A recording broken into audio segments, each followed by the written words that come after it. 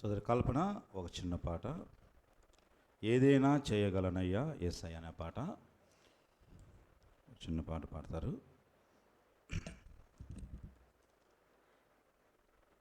ఆ తర్వాత రాజు అలాగే వెంకటరామయ్య.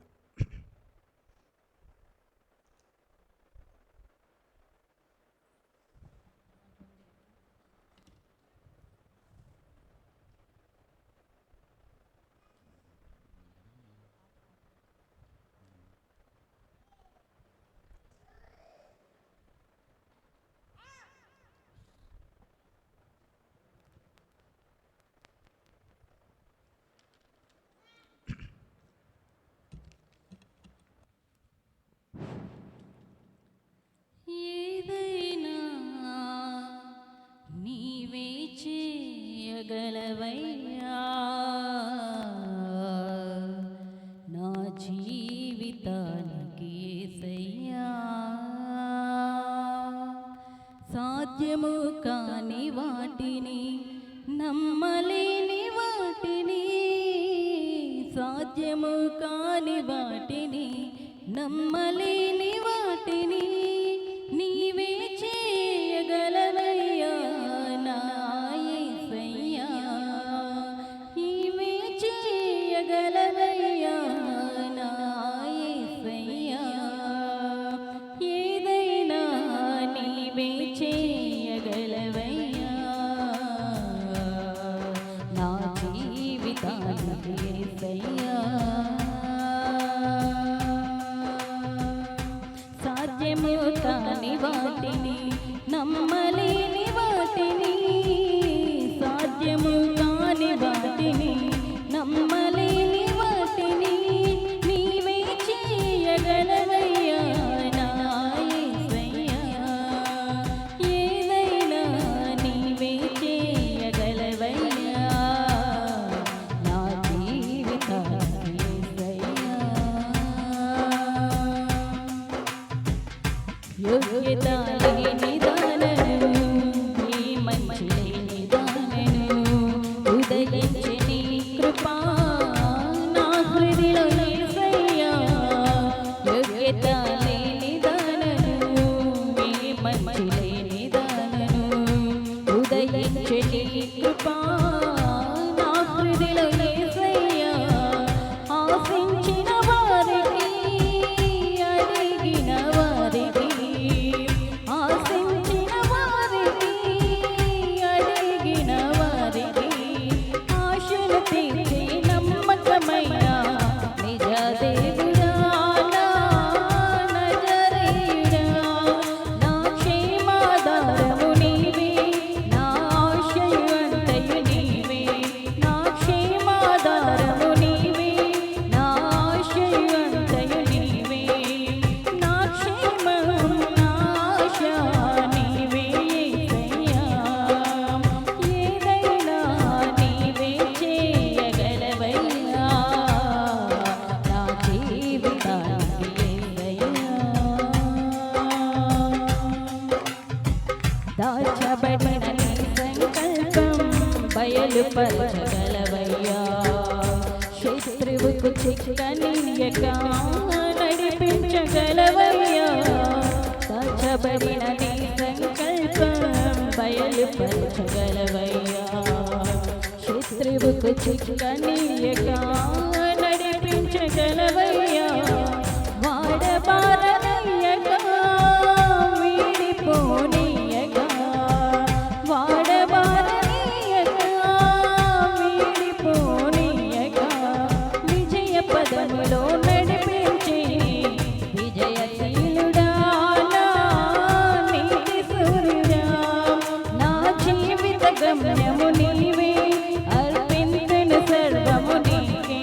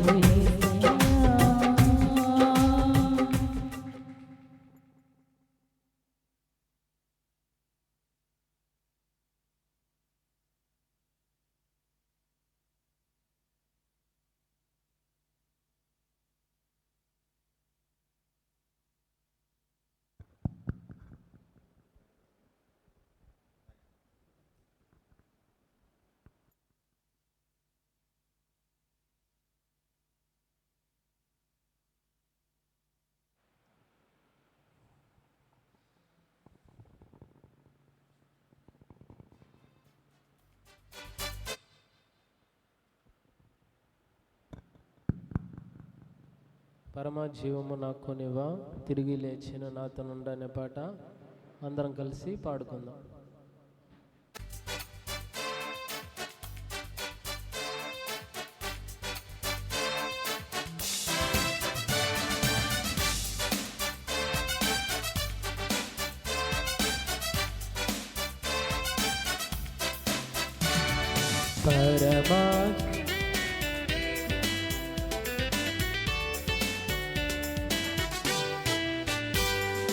పరమా జీవము నాకు నివా, తిరిగి లేచెను నాతోనుండా. పరమా జీవము నాకు నివా, తిరిగి లేచెను నాతోనుండా. నిరంతరము నన్ను నడిపించును, మరల వచ్చి యేసుకొని పోవును. నిరంతరము నన్ను నడిపించును, మరల వచ్చి యేసుకొని పోవును. యేసు చాలును, యేసు చాలును. ఏ సమయమైనా ఏ స్థితికైనా నా జీవితములో యేసు చాలును.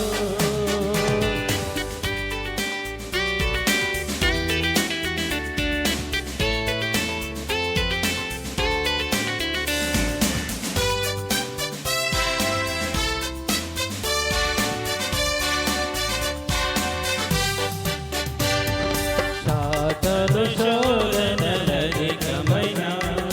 సొమ్మసిల్లక సాగి వెళ్ళెదను. సాతాను శోధనలధికమైన సొమ్మసిల్లక సాగి వెళ్ళెదను. లోకము శరీరము లాగినను, లోబడక నేను వెళ్ళెదను. లోకము శరీరము లాగినను, లోబడక నేను వెళ్ళెదను. యేసు చాలును, యేసు చాలును. ఏ సమయమైనా ఏ స్థితికైనా నా జీవితములో యేసు చాలును.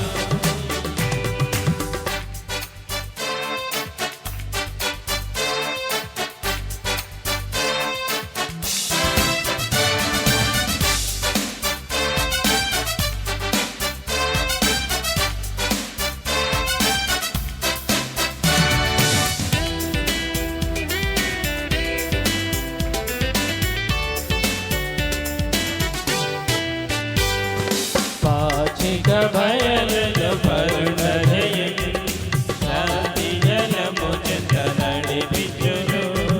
పాచిక బయలులో పరుణజయం, శాంతి జలము చెంత నడిపించును.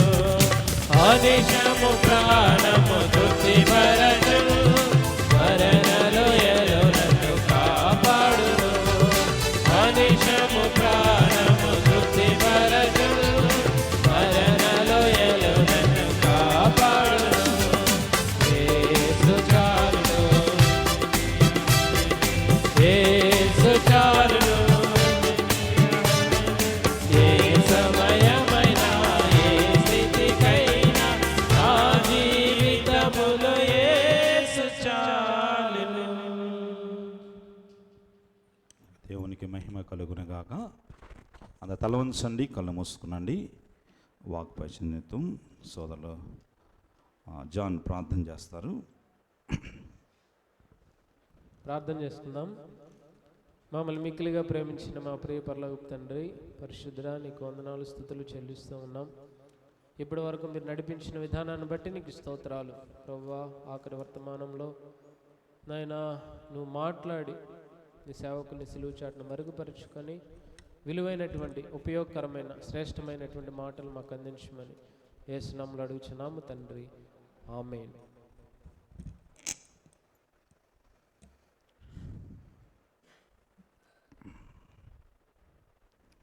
ప్రభువు పక్షాన చేరినటువంటి ప్రియ సంఘానికి మన రక్షకుడైన యేసుక్రీస్తు వారి శ్రేష్టమైన నామలో వందనాలమ్మా.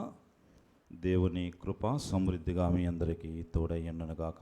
ఆమేన్, ఆమేన్. ఈ దినము కొన్ని విషయాలు దైవ గ్రంథం నుంచి మనం ధ్యానించిన తర్వాత మనము ముగించుకుని వెళదాం. యాక్చువల్గా మనకి 11 గంటలకు ఆరాధన ప్రారంభమైంది, 2 గంటల తర్వాత ముగించబడుతుంది. అది మన టైమింగు. సో మీరు ఎన్నిసార్లు విజిల్ చేసినా, ఎన్నిసార్లు ఉస్సులన్నా కూడా అది వ్యాలిడ్ కాదు. 2 గంటలకు ముగించబడుతుంది. మ్యాక్సిమం నేను ముందుగానే ముగించడానికి ప్రయత్నం చేస్తాను. ఈరోజు నేను ఒక విషయం గురించి ప్రత్యేకంగా మీతో మాట్లాడాలని ఇష్టం కలిగి ఉన్నాను.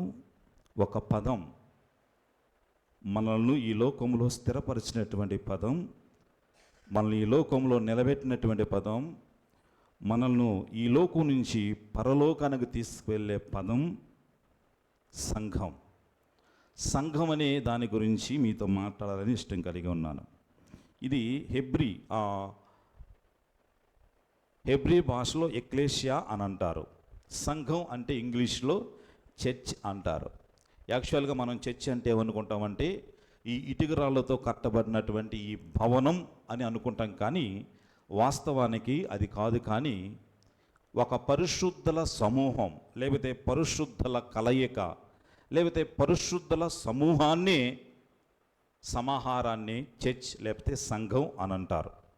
లేకపోతే మనుష్యులు సమూహము కాదు, కానీ పరిశుద్ధుల సమూహం అని దైవ గ్రంథములో చర్చి గురించి రాయబడి ఉంది.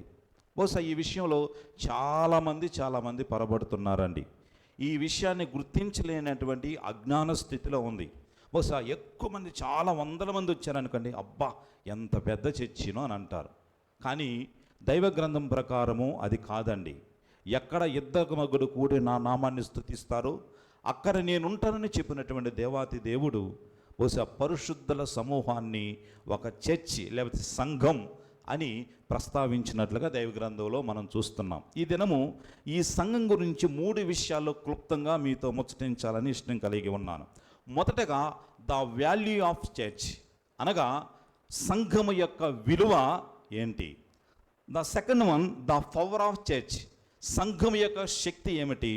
మూడవదిగా the characters of healthy church, ఆరోగ్యవంతమైన సంఘం యొక్క లక్షణాలు ఏంటి. ఈ 3 విషయాలు మనము గుర్తిస్తే సంఘములో నీవు అభివృద్ధి పొందుతావు. ఈ 3 విషయాలు చాలా ప్రాముఖ్యమైనవండి.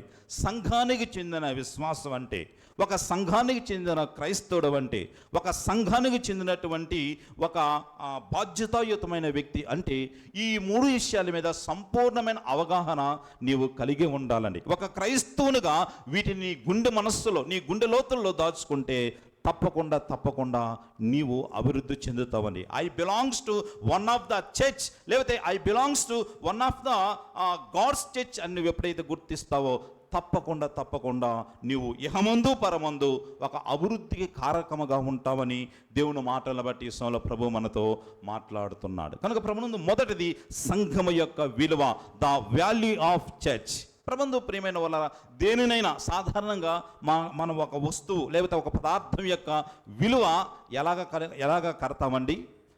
ఎంత ఖర్చు పెట్టి దాన్ని కొన్నామో, లేకపోతే ఎంత డబ్బు పెట్టి దాన్ని కొన్నామో, బహుశా దాన్ని బట్టి బహుశా మనము దాని యొక్క విలువ కడతామండి. సాధారణంగా ఈ సెల్ ఉందనుకోండి, నేను 65,000 పెట్టి ఆ సెల్లు అప్పు చేసుకున్నానులేండి. బహుశా 65,000 పెట్టి ఆ ఫోన్ కొన్నానండి. అంత మాత్రమే కాదు, ఈ యొక్క సోను దగ్గర ఒక సెల్ ఉంది, అది 1,500. ఏది విలువైందంటే ఏ విలువైంది చెప్తామండి? ఆ సోను దగ్గర ఉన్న 1,500 విలువైంది చెప్తామా, లేకపోతే ఇది విలువైందని చెప్తామా? ఇదే విలువైందని చెప్తాం. అనగా అది ఏది పెట్టి కొన్నామో, ఎంత ఖరీదు పెట్టి కొన్నామో దాన్ని బట్టి దాని విలువ పెరుగుతుందండి. అలాగే ప్రభునందు ప్రియమైన వాళ్ళారా, ఈ చర్చిని కూడా పరమాత్ముడు పరిశుద్ధాత్ముడు మన యొక్క శ్రద్ధ కలిగినటువంటి దేవదేవుడు కన్యక మేరీ గర్భాన జన్మించినటువంటి ఆ ప్రియ ప్రభు సంఘాన్ని కూడా ఒక విలువైన దానితో కొన్నాడు. ఆ విలువైనది ఏంటో మనం చూద్దామండి. అపోస్తల కార్యాలు 20వ అధ్యాయం 28వ వచనంలో సంఘాన్ని ఏం పెట్టి కొన్నాడు అనే విషయాన్ని స్పష్టంగా అక్కడ రాయబడి ఉన్నదండి. చూద్దామండి.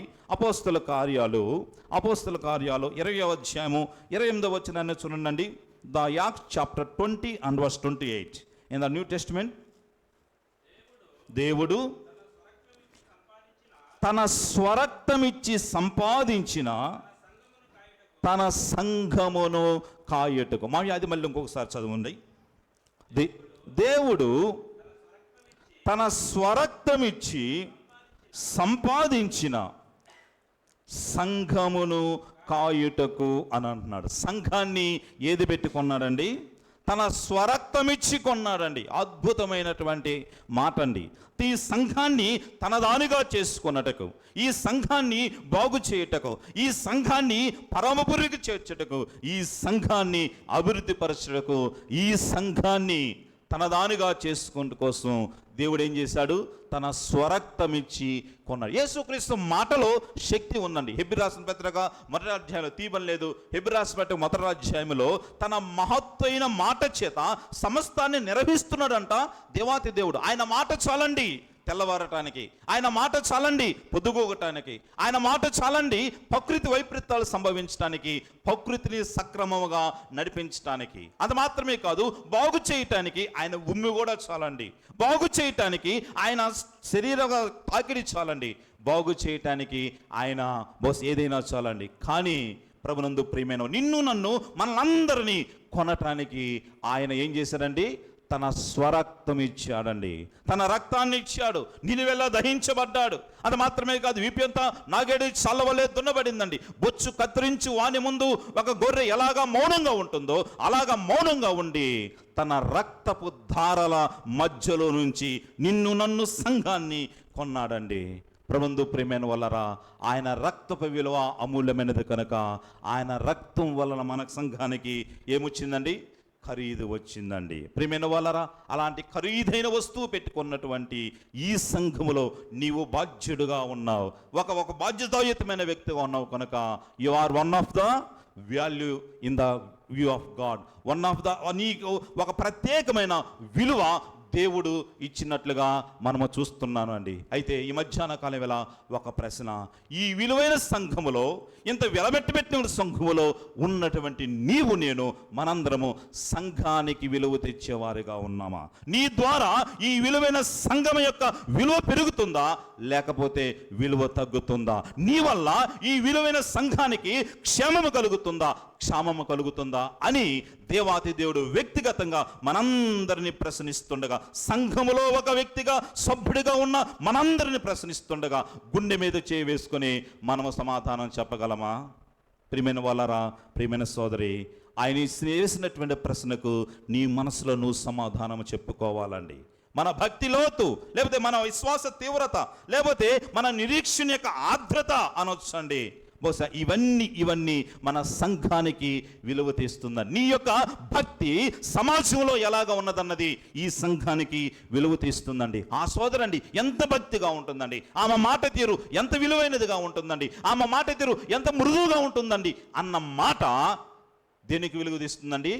ఈ విలువైన సంఘానికి విలువ తీస్తుందండి. నేటి క్రైస్తవంలో భక్తి అనంటే బహుశా అర్థాలు మారిపోయినాయండి. బహుశా భక్తి అంటే దాని పరమార్థం మారిపోయిందండి. భక్తి అంటే బైబిల్ సంఖ్యలో పెట్టుకొని ఎక్కడికంటే అక్కడికి వెళ్ళటమే భక్తి అనుకుంటున్నారు. ప్రభునందు ప్రియమైన వాళ్ళరా, ఒక క్రమం లేదు, ఒక పద్ధతి లేదు, ఒక విధి విధానం లేదు. ప్రభునందు ప్రియమైన సోదరి, ప్రియమైన సోదరులారా, నీ భక్తి నీలో భయాన్ని పుట్టించేదిగా ఉన్నప్పుడు మాత్రమే ఈ సంఘానికి విలువ పెరుగుతుందని దేవుడు వాక్యాన్ని బట్టి ప్రభు మనతో మాట్లాడతాం. వాక్యానుసారమైన విధి విధానాలతో నెలకొల్పబడిందే భక్తి సంఘం అంటే. ప్రభునందు ప్రియమైన వాళ్ళరా, మన భక్తిని దేవుడు ప్రభావితం చేయాలి కానీ మనుషులు ఎవరు ప్రభావితం చేయకూడదండి. మనుషుల ప్రభావితమైన భక్తి దేవుడు మెచ్చడని దేవుడు వాక్యం చాలా స్పష్టంగా మనతో మాట్లాడుతుందండి. మనుషుల ప్రభావిత భక్తి దేవుడు మెచ్చకపోగా దేవుడు వాక్యం తెలియజేస్తుంది, దాని యందు దేవుడు ఏం చేస్తున్నాడు?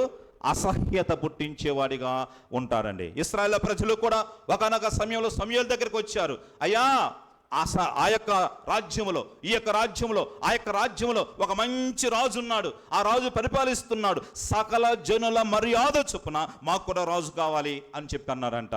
అప్పుడు సమూయేలు ఆ యొక్క వ్యక్తులను బ్రతిమలాడు, అయ్యా వారికి రాజు ఉన్నాడు, వీరికి రాజు ఉన్నాడు, వీరికి రాజు ఉన్నాడు, కానీ మన రాజు ఎవరంటే మనకి వ్యక్తిగతంగా మీరు కనిపించే రాజు లేకపోయినా మన పరిపాలించే రాజు ఎవరంటే రాజుల రాజు ప్రభుల ప్రభు, ఈ రాజ్యాలన్నింటే రారాజు దేవుడు మనల్ని పరిపాలిస్తున్నాడు, మనకు రాజు అవసరమా అని సమూయేలు అన్నప్పుడు, ఆహా కాదు కాదు కాదు, వారికి ఉన్నారు వీరికి ఉన్నారు కనుక మాకు కూడా రాజు కావాలి, సకల జనుల మర్యాద చొప్పున అని చెప్పి మనుషుల యొక్క ప్రభావితమై ఒక రాజును కావాలన్నారు. సమయంలో వారు పోటు పడలేక ఒక రాజును సౌలును ఇచ్చారండి.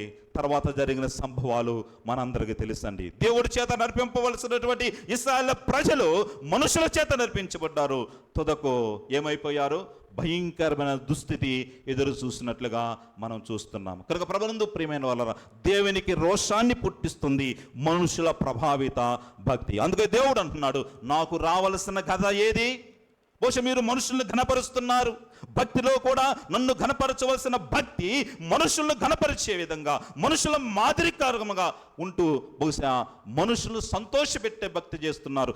నాకు రావలసిన ఘనత ఏంటని యెషయా గ్రంథంలో తెలియజేస్తున్నాడు. కనుక ప్రభునందు ప్రియమైన వాళ్ళ సంఘములో భాగమైన నీవు సంఘానికి విలువ తెచ్చేవాడిగా, సంఘానికి విలువనిచ్చేవాడిగా ఉండాలి. సంఘంతో నాకేం పనండి, నా భక్తి నాది అని అనుకుంటావా? ప్రభునందు దేవుడు వాక్యం స్పష్టంగా మాట్లాడుతుంది, నీతో కూడా దేవుడికి పని లేదండి. తుదకు నీతో కూడా సంఘానికి కూడా పని లేదని దేవుడు మాటలు బట్టి ప్రభు మనతో మాట్లాడుతున్నాడు. ఎందుకంటే ఈ సంఘములో నిన్ను చేర్చటానికి ఆయన నిలువెల దహించబడ్డాడు. ఈ సంఘములో నీ జీవితాన్ని మార్చటానికి, ఈ సంఘములో నిన్ను ఒక పరిశుద్ధుడుగా పవిత్రుగా చేర్చటానికి, నీ పాత రోత జీవితాన్ని కడగటానికి, నీ బ్రతుకుని దిద్దటానికి, నేటి వరకు భద్రతలో ఉంచటానికి దేవాతి దేవుడు సంఘాన్ని ఏర్పరచుకున్నాడు. అందుకే యోహాను భక్తుడు ప్రకటన గ్రంథంలో ఇలాగ రాస్తాడు, మనల్ని ప్రేమించుచు తన రక్తము వలన మనన పాపముల నుంచి మనలను కడిగిన విడిపించిన దేవాదేవునికి స్తుతులు అని చెప్పేసి ప్రకటన గ్రంథములో రాస్తున్నాడు. ప్రభునందు ప్రియమైన వాళ్ళరా, ఈ లోకంలో నీకు విలువ లేకపోవచ్చు అండి, నీకు ధనం లేకపోవచ్చు, అధికారం లేకపోవచ్చు, ఉద్యోగం లేకపోవచ్చు అండి, అంత మాత్రం పేదవాడిగా ఉండవచ్చు, నిన్ను ఎవరో లెక్క చేయలేకపోవచ్చు కండి. కానీ నువ్వు సంఘములో ఒక సభ్యుడవైతే, ఈ సంఘములో ఒక విశ్వాసమైతే తప్పకుండా నీవెవరవండి? ఒక విలువైన వ్యక్తివి దేవుడి దృష్టిలో అండి. కనుక బహుశా దేవుడు వాక్యం మాట్లాడుతుంది ప్రకటన గ్రంథంలోనే, బహుశా నీవు సంఘములో ఒక వ్యక్తిగా ఉన్నావంటే నీకు ఒక దేవుడు ఒక పేరు పెట్టాడు, అమూల్యమైనటువంటి ముత్యము అనంట. ముత్యం అంటే విలువైనది, ఇంకా అమూల్యమైన ముత్యం అంటే వండర్ఫుల్ అండి. కనుక ప్రభునందు ప్రియమైన వాళ్ళరా, అందుకే దేవుడి సంఘాన్ని ప్రేమించడం, దేవుని సంఘానికి అంటుకట్టబడి ఉండటం నేర్చుకోవాలి. అప్పుడే దేవుడు ఫలాలను ఇస్తాడు, అప్పుడే దేవుడు నిన్ను అభివృద్ధి పరుస్తాడు, అప్పుడే ఈ సంఘములో నుంచి క్షేమాన్ని నీ కుటుంబం మీదకి ఇస్తాడని దేవుడు మాటలు బట్టి ప్రభు మనతో మాట్లాడుతున్నారు. ఎందుకు చదవండి మామయ్య, ఎఫెసీయుల పత్రిక 5వ అధ్యాయము 27వ వచనాన్ని చదవండి. ఎఫెసీయుల పత్రిక 5వ అధ్యాయము 27వ వచన భాగం ఒక చక్కని మాట ఉంది. అపోస్తలుడైన పౌలు ఎఫెసీ సంఘానికి రాసినటువంటి ఎఫెసీ పత్రిక 5వ అధ్యాయము 27వ వచన భాగాన్ని, నిర్దోషమైందిగాను మహిమగల సంఘముగాను ఆయన తన ఎదుట దానిని నిలబెట్టవలనని వాక్యముతో ఉదక స్నానము చేయించెను. ప్రభునందు ప్రియమైన వాళ్ళరా, నిష్కల్మషమైన సంఘముగా, కపటం లేనటువంటి సంఘముగా, మనుషులకు భయపడినటువంటి సంఘముగా, అంత మాత్రమే కాదు దేవుడు వాక్యాధారముగా నడిచేటువంటి క్రమమైన సంఘముగా ఉండాలని ఏం చేశారండి? ప్రభునందు తన రక్తం ఇచ్చి కొన్నట్లుగా మనం చూస్తున్నాం. కనుక ప్రభునందు ప్రియమైన వాళ్ళరా, సంఘము యొక్క విలువ చాలా గొప్పదండి, సంఘము యొక్క విలువ చాలా అమూల్యమైనదండి. సంఘము యొక్క విలువ దేవుడు నిన్ను విలువైన వ్యక్తిగా మార్చేది కనుక సంఘ క్రమాన్ని పాటించాలి, సంఘానికి విలువనియ్యాలి, సంఘాన్ని అంటుపెట్టుకుని ఉండాలి, సంఘం కోసం పాటుపడేవారిగా ఉండాలి. కనుక ప్రభునందు ప్రియమైన వాళ్ళరా, the value of church is bigger than anyone in the world అని చెప్తున్నాడు. ఈ సంఘము యొక్క విలువ ఈ ప్రపంచంలో అన్నిటికంటే విలువైనది కనుక సంఘములో సభ్యునిగా నీవు ఉండాలండి. ఆయన రక్తంలో కడగబడ్డావా? అంత మాత్రమే కాదు, రక్షించబడ్డావా, మారు మనసు పొందావా, రూపాంతర అనుభవాలు పొందావా, అంత మాత్రమే కాదు, నేను కూడా యెహోవా నిస్సి సంఘములో ఒక వ్యక్తిని అని నువ్వు ఎప్పుడు అనుకోవాలంటే ఆయన రక్తములో కడగబడినప్పుడు మాత్రమే సంఘములో సభ్యత్వం వస్తుంది. ఈ విలువ నీకు ఆపాదించబడుతుంది. కనుక సంఘం యొక్క విలువ అమూల్యమైనది కనుక దాన్ని గుర్తించేవాడిగా ఉండాలని ఈ సమయంలో ప్రభు మనతో మాట్లాడతారు. రెండవదిగా ద పవర్ ఆఫ్ చర్చ్. మొదటగా ద వాల్యూ ఆఫ్ చర్చ్. ఈ దేవుని సంఘం యొక్క విలువ గుర్తించి నీ జీవితంలో ముందు కొనసాగితే నీవు అభివృద్ధిలో ఉంటావు. రెండవదిగా ద పవర్ ఆఫ్ చర్చ్, దేవుని సంఘము యొక్క శక్తి. మత్తయి రాసు వర్తమానము 16వ అధ్యాయము 18వ వచన భాగాన్ని చదవండి. మత్తయి రాసు వర్తమానము 16వ అధ్యాయం 18వ వచన భాగం. మరియు నీవు పేతురువు ఈ బండ మీద నా సంఘమును కట్టుదును, పాతాళలోక ద్వారములు దాని ఎదుట నిలవనేరవని నేను మీతో చెప్పుచున్నాను. ఏమంటున్నాడు? మరియు నీవు పేతురువు ఈ బండ మీద నా సంఘమును కట్టుదును, పాతాళలోక ద్వారములు దాని ఎదుట నిలవనేరవని.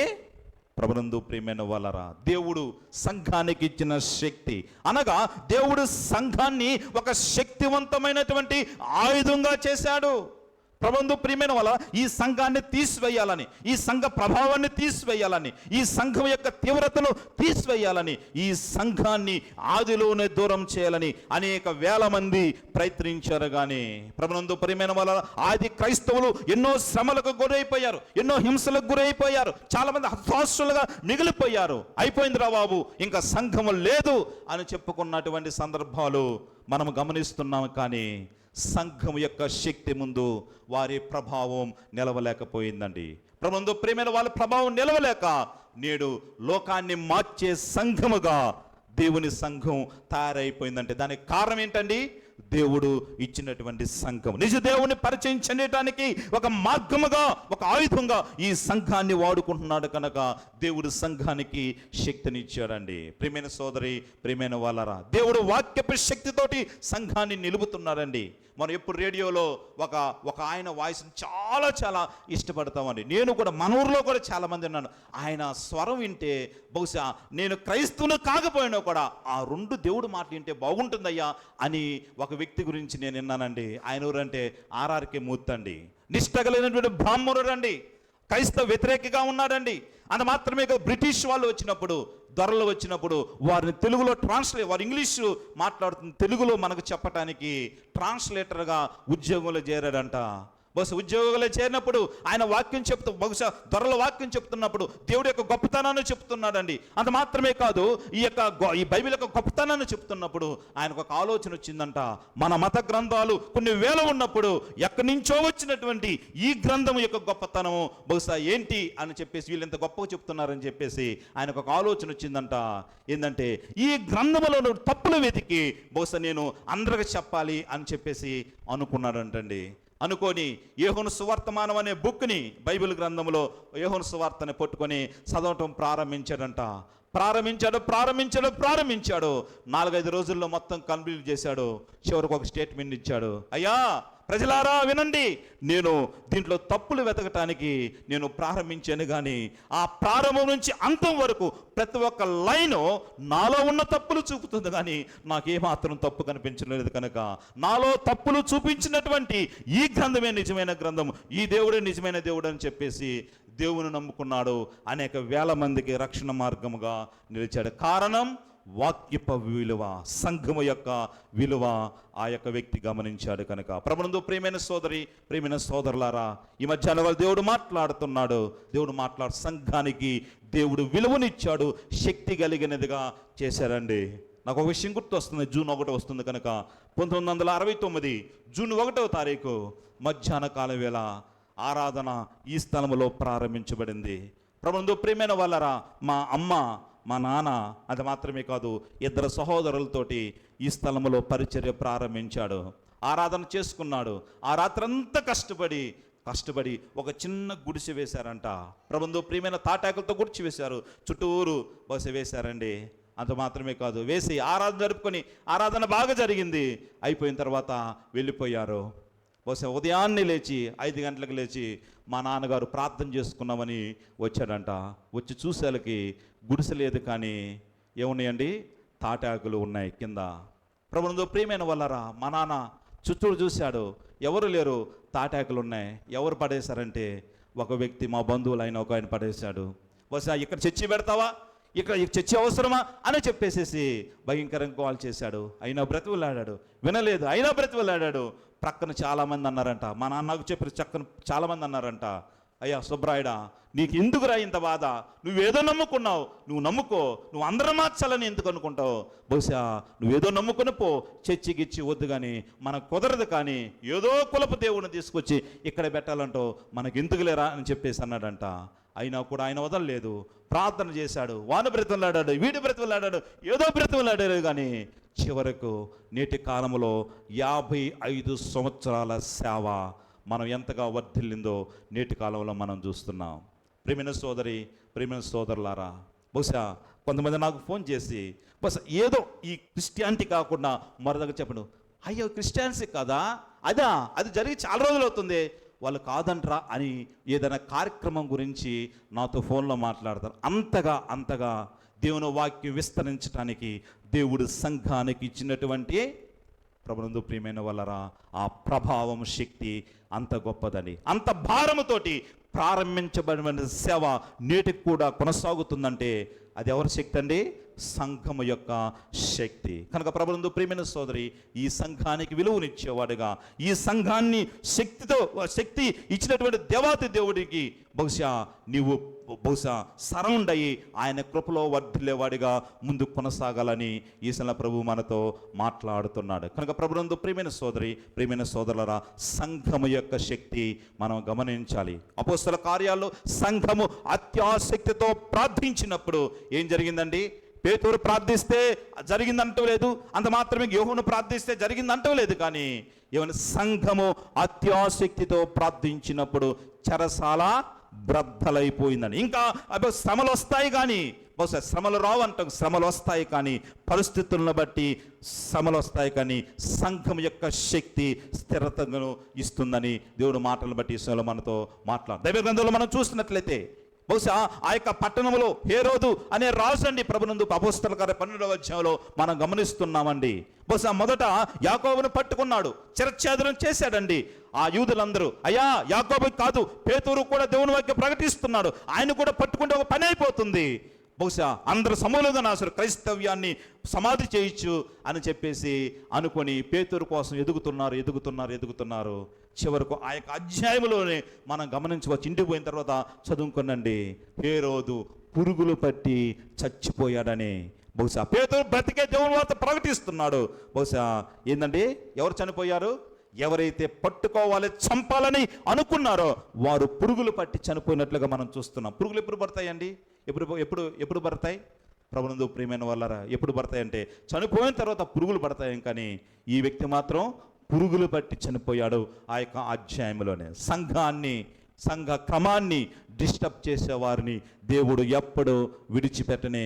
తాత్కాలికంగా కొన్ని శ్రమలు రావచ్చు, తాత్కాలికంగా కొన్ని ఇబ్బందులు రావచ్చు, తాత్కాలికంగా కొన్ని ఇబ్బందికరమైన పరిస్థితులు ఏర్పడవచ్చు, కానీ తుదకు దేవుని తీర్పు చాలా కఠినంగా ఉంటుందని ఈశ్వర ప్రభు మనతో మాట్లాడుతాను. నేను పేరు ఊరు చెప్పను, కానీ ఒక విషయం నాకు గుర్తొస్తుందండి.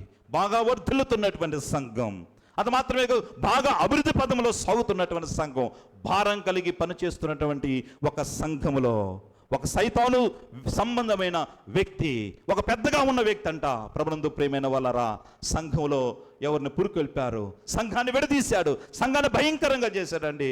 సంఘాన్ని భయంకరంగా రెండుగా చీల్చిన వాడిగా ఉన్నాడు. ఆ దైవజనుడు భయంకరంగా కృంగిపోయాడు, మానసిక వ్యధకు గురైపోయాడు. అయ్యో నా సంఘం, నేను సంఘంలో బిడ్డలను కన్నబిడ్డల్లా చూసుకున్నానే, సంఘంలో బిడ్డలను కన్నబిడ్డలుగా నేను పోషిస్తున్నానే, వారికి బాగలేకపోతే నా కుటుంబాన్ని వదిలేనే, వారికి బాగలేకపోతే నా యొక్క ఊరిని వదిలేనే, బహుశా వారితో ఉన్నానే, వారు విడిచిపెట్టి వెళ్ళిపోయారని చెప్పి భారం కలిగి భయంకరంగా ఏడ్చి రోధించారండి. అయినా కూడా పట్టించుకోకుండా బహుశా ఆ వ్యక్తి అంట ఆ సంఘాన్ని రెండుగా చీల్చివేసి నేను అని చెప్పేసి ఎగిరాడంట. ప్రేమినారా, చివరకు ఆ ఊరిలో ఆ సంఘం రెండు సంఘంగా చీలిపోయిందండి. ప్రియమైన వాళ్ళరా, అయితే రాను రాను రాను రాను రాను ఏ సంఘం అయితే ఆ వ్యక్తి స్థాపించాడో ఆ వ్యక్తి ఆ సంఘానికి దూరం కావటం ప్రారంభించాడు. ప్రియమైన వాళ్ళరా, సంఘం దూరం అయ్యాడు. వ్యతిరేకమైన బోధలు ఆ వ్యక్తికి ఆపాదించబడ్డాయండి. అంత మాత్రం వ్యతిరేకమైన బోధలు ఆపాదించబడి చివరకు దేవుడి మందిరములోకి రాలేనటువంటి పరిస్థితి అండి. ఆ వ్యక్తి బోధిస్తున్నాడంట. ఏం బోధిస్తున్నాడండి? అయ్యా, ప్రార్థన ఎందుకండి? సినిమాలు చూడొచ్చండి, షికారులు చూడొచ్చండి. ఈ వ్యక్తి ఎవరండి? సంఘ పెద్దే అని సంఘాన్ని పోషించే వ్యక్తే, సంఘాన్ని చీల్చిన వ్యక్తే, దేవుని వాక్యం తెలిసిన వ్యక్తే. అది మాత్రమే కాదు, ఆదివారం ప్రార్థన అవసరం లేదు, ఆదివారం ప్రార్థనకి వెళ్ళే వారు ఎవరంట? నరకానికి వెళతారు అని చెప్పేసేసి వ్యతిరేకమైన బోధలు చేస్తూ చివరకు సంఘములో అడుగు పెట్టినటువంటి భ్రష్టుడుగా తయారైపోయాడు. ప్రియమైన సోదరి, ప్రియమైన సోదరులారా, ఈ మధ్యాహ్నం దేవుడు నీతో మాట్లాడుతున్నాడు. సంఘము చాలా శక్తివంతమైనది. ఆ శక్తిని నువ్వు గుర్తించి ఈ సంఘములో నువ్వు ఒక శక్తివంతమైన వ్యక్తిగా మారితే దేవుడు నిన్ను దీవిస్తారని దేవుడు మాటలు బట్టి ప్రభు మనతో మాట్లాడుతున్నాడు. అందును బట్టి బహుశా దేవుడు వ్యక్తి యొక్క భక్తిని మెచ్చి బహుశా నిన్ను దీవించాలి. కానీ మనుష్య ప్రభావిత భక్తి నిన్ను దరి చేర్చలేదు, దేవుని రాజ్యం చేర్చలేదని దేవుడు మాటలు బట్టి ప్రభు మనతో మాట్లాడుతున్నాడు. మొదటగా the value of church, the power of church. మూడోదిగా క్లుప్తంగా చెప్పుకొని ముగించుకున్నాం, the characters of healthy church, అనగా ఆరోగ్యకరమైన సంఘం ఎలాగా ఉంటుంది. చదవండి అపోస్తల కార్యాలు 2వ అధ్యాయం 37వ వచనంలో అక్కడ సంఘం యొక్క విలువలు, సంఘం యొక్క మూలాలు, సంఘం యొక్క బాధ్యతలు, సంఘములో ఉన్న వ్యక్తి యొక్క సుగుణాలు చాలా చక్కగా రాయబడి ఉన్నాయి. చదవండి మావయ్య, మొత్తం చదవండి.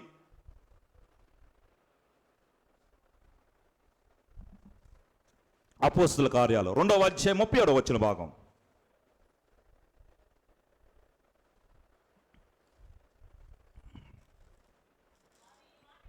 వారు ఈ మాట విని హృదయములో నొచ్చుకొని, సహోదరులారా, మేమేమి చేతుమని అందరూ పేతురును కడమ అపోస్తులను అడగగా, పేతురు, మీరు మారు మనసు పొంది పాప క్షమాపణ నిమిత్తము ప్రతివాడు యేసు క్రీస్తు నామమున బాప్తిసము పొందుడి, అప్పుడు మీరు పరిశుద్ధాత్మ అను వరమును పొందుకొనుడి. This is the characters of a healthy church అని దేవుడు మాటలను బట్టి మనం ఆరోగ్యకరమైనటువంటి ఆత్మ సంబంధమైన ఆరోగ్యకరమైనటువంటి చర్చి అంటే ఇలాగా ఉండాలండి. ఏమని దైవికమైన మూలాలతో కూడా చర్చి ఈ విధంగా ఉంటుంది. మొదటగా ఏముండాలండి?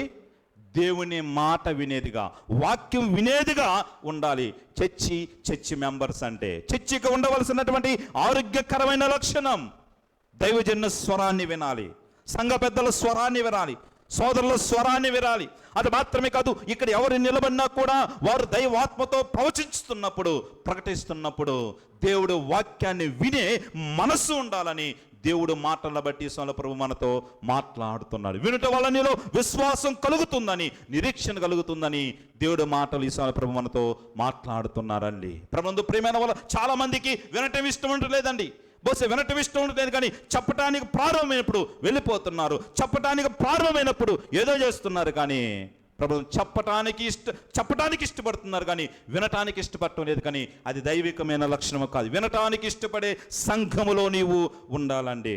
ప్రియమైన సోదరి, ప్రియమైన, విన్న తర్వాత ఏం చేయాలి? అక్కడ రాసి ఉన్నది అక్కడ 40వ వచనములో ప్రభువు హృదయములో నొచ్చుకొని అని రాస్తున్నామండి. విన్న తర్వాత హృదయములో నొచ్చుకునే వారిగా మనం ఉండాలండి.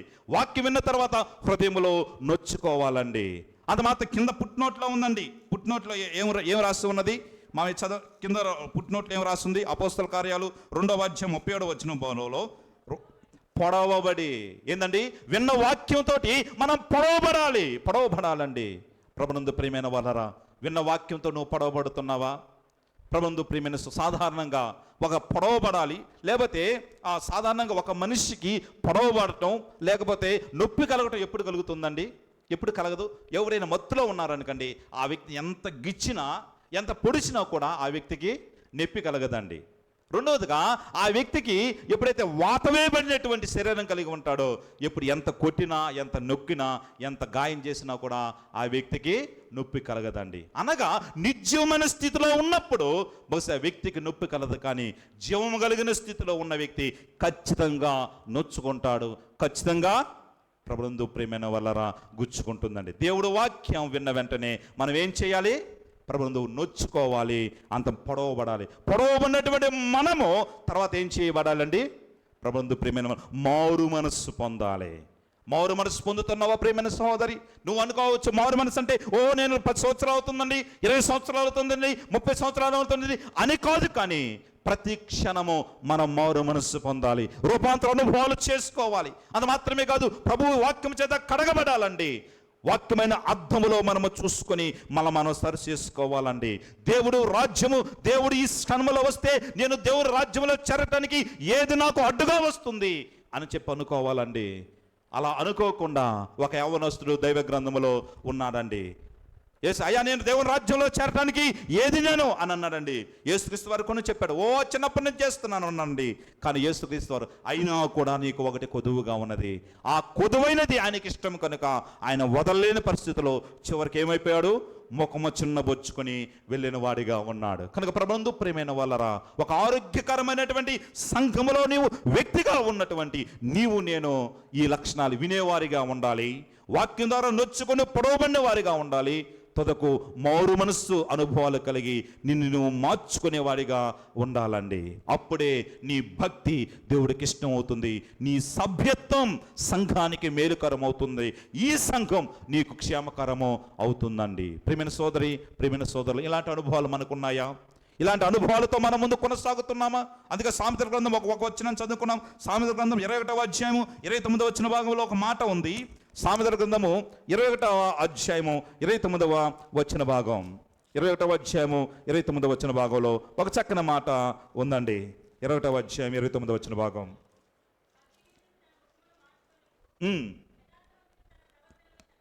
యథార్థవంతుడు తన ప్రవక్తనను మార్చుకొనును. ప్రభునందు ప్రియమైన వాళ్ళరా, 21వ అధ్యాయము 29వ వచన భాగములో భక్తిహీనుడు తన ముఖమును మార్చుకొనును. బహుశా దేవుడు వాక్యం నీతో మాట్లాడుతున్నప్పుడు బహుశా నీలో భక్తిహీనత ఉంటే ఈ యొక్క మాట నిన్నేం చేస్తుందండి?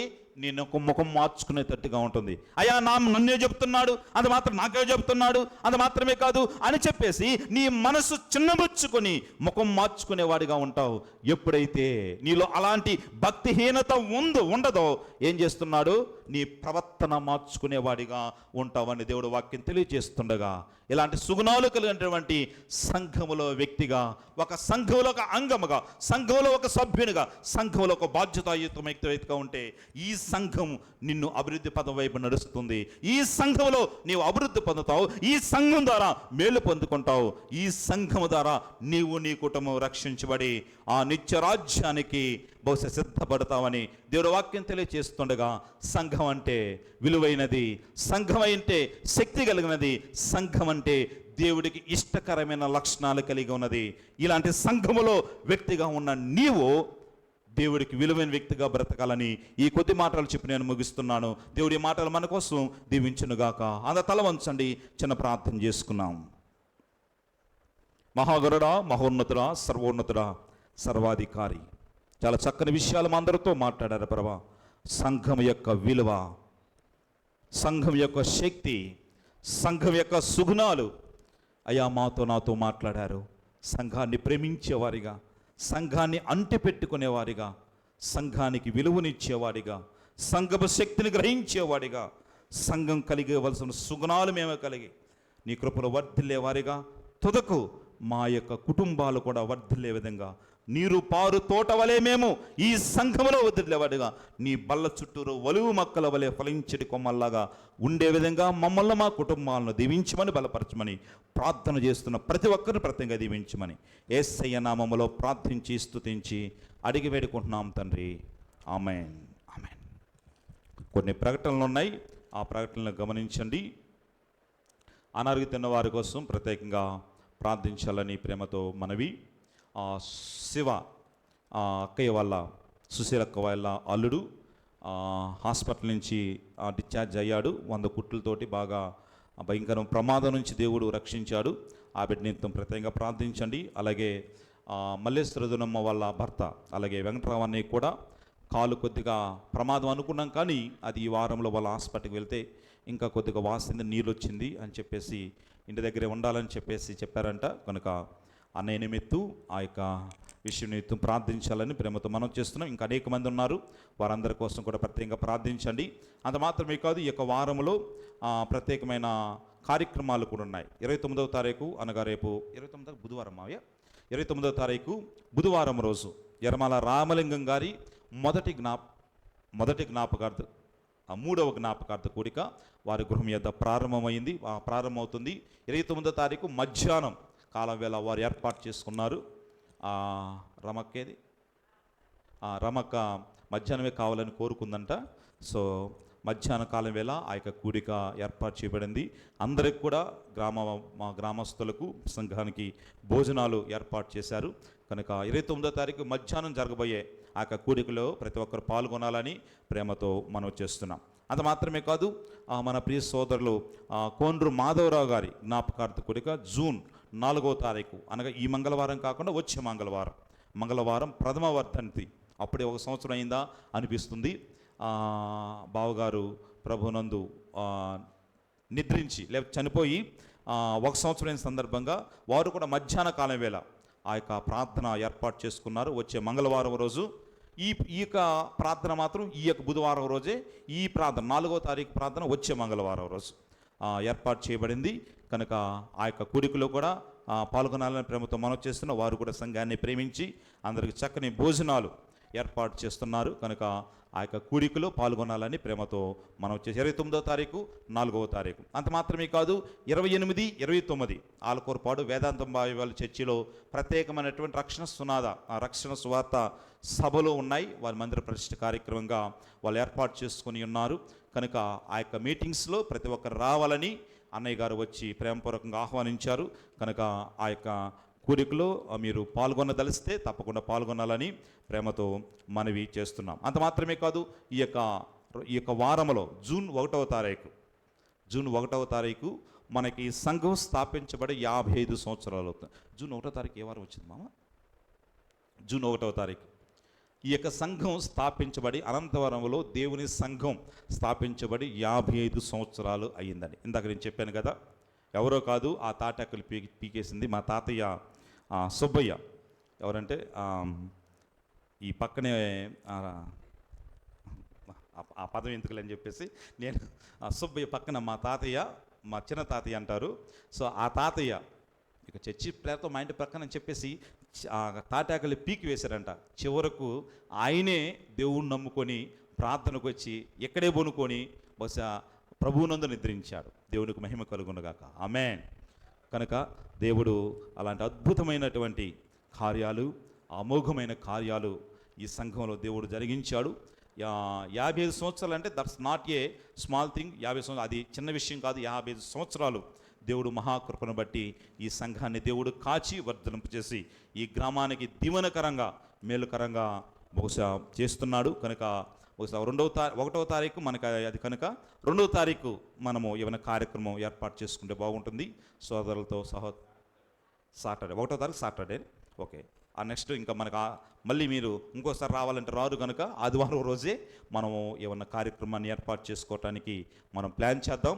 కనుక ప్రార్థించండి. సంఘం ఇంకా నూతనమైన ఆత్మలతో నింపబరులాగున ఏదైనా ప్రార్థనలో కూడా జ్ఞాపకం చేసుకోవాలని ప్రేమతో మనం చేస్తున్నాం. ఇవి ప్రకటనలు మీ ప్రత్యేక అవసరం ఉంటే తెలియచేయండి, ప్రార్థన చేద్దాం.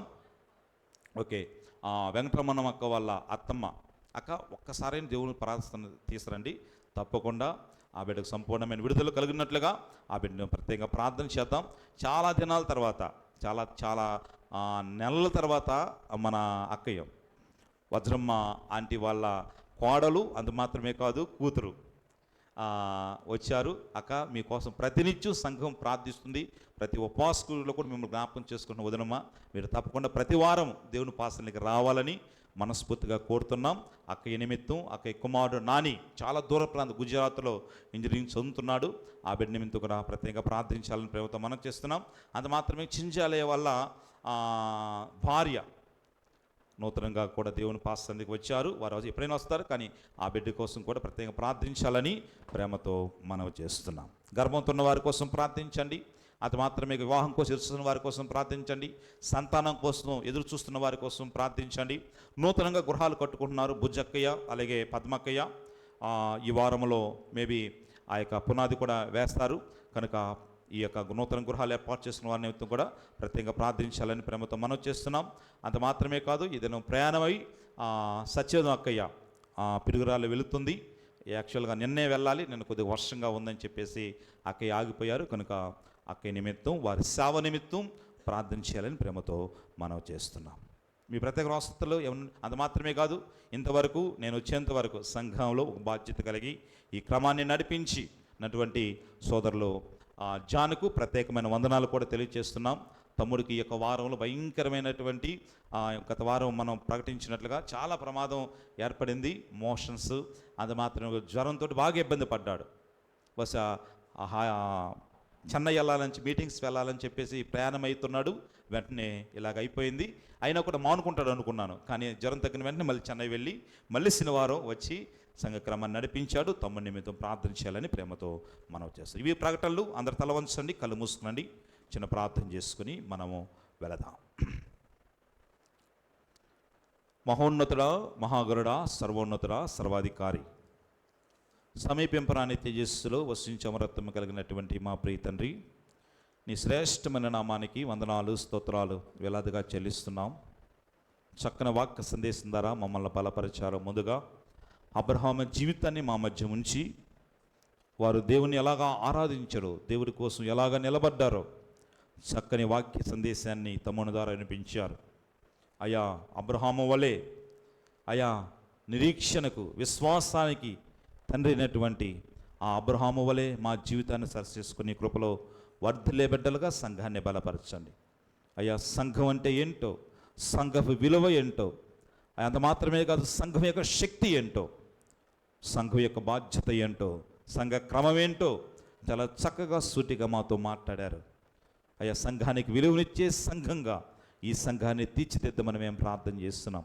తుదకు నీ బల్ల చుట్టూరు ఒలివుల మొక్కల వలె చెరే కృపను మాకు మా సంఘానికి దయచేయమని ప్రార్థన చేస్తున్నాం. నీకే స్తుతులు స్తోత్రాలు కొట్టకలుగా చెల్లిస్తున్నాం. వచ్చినటువంటి ప్రతి ఒక్క బిడ్డను, ప్రతి ఒక్క కుటుంబాన్ని నీ యొక్క పాదస్థానికి తీసుకొస్తుండగా మీరే కృప చూపండి, నీ దయతో నింపండి, మీరే కరుణించమని మేము ప్రార్థన చేస్తున్నాం. కృపాక్షేమాలు ఈ బిడ్డల చుట్టూరు ఉంచమని మేము ప్రార్థన చేస్తున్నాం ప్రభా.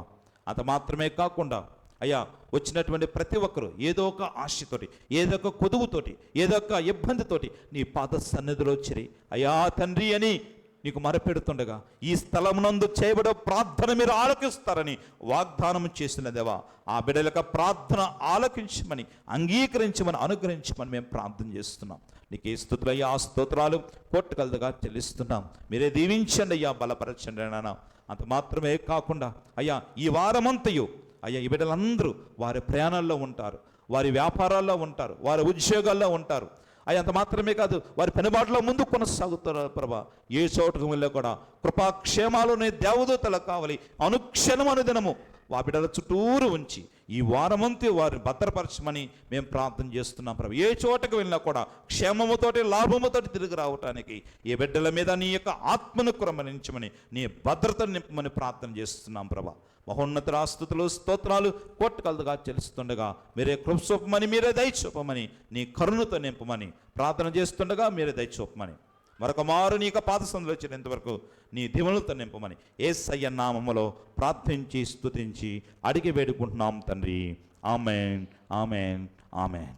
మన పరమతనుదునే ప్రేమయు కుమారుడనే యేసువారి కృపయు పరిశుద్ధాత్మని అన్యోన్య సహవాసము సమాధానమునిచ్చి మనతోడు ఇప్పుడు ఎల్లప్పుడు సదాకాలము సకల పరిశుద్ధులకును చెరవచ్చిన మనందరికీ ప్రత్యేకంగా తోరయండి. ఈ వారమంతయు కృపాక్షేమాలతో నింపునుగాక. ఆమేన్, ఆమేన్, ఆమేన్. మీ అందరిని దేవుడు నిండారుగా దీవించునుగాక. May God bless you. దేవుడు మిమ్మల్ని దీవించునుగాక. ప్రక్క వరందనాలు చెప్పుకొని సమాధానం తెల్లాలని ప్రేమతో మనవి చేస్తున్నాం.